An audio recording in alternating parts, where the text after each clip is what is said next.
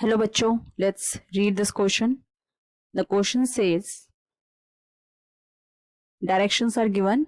These questions consist of two statements each. यहाँ पर हमें जो क्वेश्चन है उसमें दो स्टेटमेंट्स दिए गए हैं, स्टेटमेंट 1 and 2.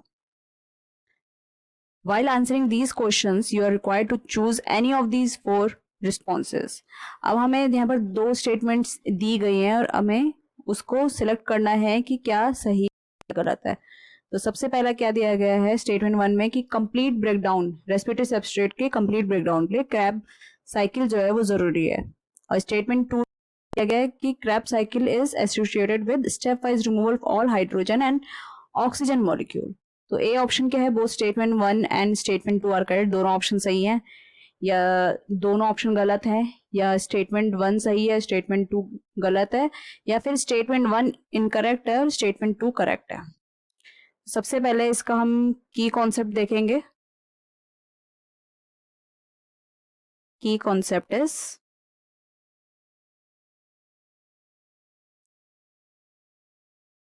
Krebs cycle. अब होता क्या है कि आपका जो रेस्पिरेटरी सबस्ट्रेट होता है, सपोज ग्लूकोज, उसका ग्लाइकोलाइसिस के दौरान पायरुवेट में चेंज हो गया. अब ये जो साइकिल होती है ये कॉमन होती है एरोबिक और एनारोबिक रेस्पिरेशन के केस में.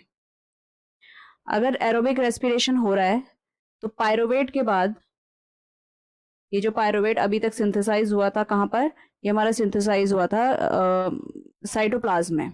ठीक है, ग्लाइकोलाइसिस जो हो रही थी वो साइटोप्लाज्म में हो रही थी. अब एरोबिक रेस्पिरेशन के टाइम पे ये जो पायरुवेट है ये माइटोकॉन्ड्रियल मैट्रिक्स में आ जाएगा. मैट्रिक्स में आने के बाद जो पायरुवेट है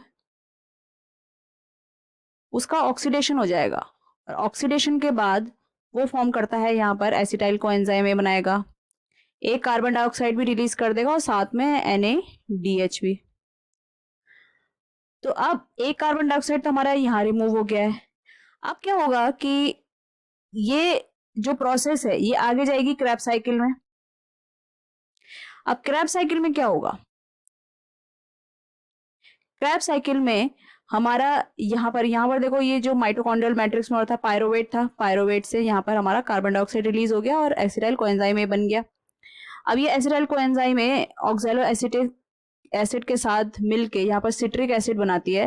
फिर सिट्रिक एसिड से alpha glutaric acid, succinic acid, malic acid, और उसमें हमारा कार्बन डाइऑक्साइड भी रिलीज हो रहा है, साथ में NaDH और NaDH2 NaDH भी रिलीज हो रहा है. तो यहाँ पर क्या था, जो हमारा पायरुवेट था उसका पूरा का पूरा कंप्लीट ऑक्सीडेशन हो चुका है, खत्म हो चुका है. अब हमारे पास रह गए हैं NaDH2 जो आगे जाके इलेक्ट्रॉन ट्रांसफर जो सिस्टम है और ऑक्सीडेटिव फॉस्फोराइलेशन है वहां पर यूज होंगे for the generation of ATP.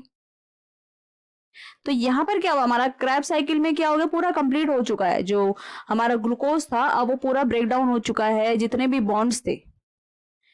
Bonds थे हमारे किसमें, ग्लूकोज में, वो सारे बॉन्ड्स टूट के कार्बन डाइऑक्साइड रिलीज हो चुका है उनमें से. तो ये तो जो था कंप्लीट ब्रेकडाउन, जो रेस्पिरेटरी सबस्ट्रेट का कंप्लीट ब्रेकडाउन था वो क्रैब साइकिल में हो चुका है एसेंशियल. इसलिए जो क्रैब साइकिल है वो इंपॉर्टेंट. तो स्टेटमेंट 1 तो हमारा बिल्कुल सही है. फिर स्टेटमेंट 2 में क्या बोला गया है कि क्रैब साइकिल में स्टेप वाइज रिमूवल हो रहा है. ये सही बात है कि जो हाइड्रोजन का रिमूवल हो रहा है स्टेप वाइज, बट ऑक्सीजन का रिमूवल नहीं हो रहा है. यहाँ पर कार्बन डाइऑक्साइड का रिमूवल हो रहा है. यहाँ पर देखो, अगर देखो यहाँ पर कार्बन डाइऑक्साइड का रिमूवल हो रहा है. तो ये जो है ऑप्शन स्टेटमेंट 2 जो है वो इनकरेक्ट. तो इसका क्या है, is correct, statement 2 is incorrect. तो करेक्ट ऑप्शन क्या हो गया, ऑप्शन सी.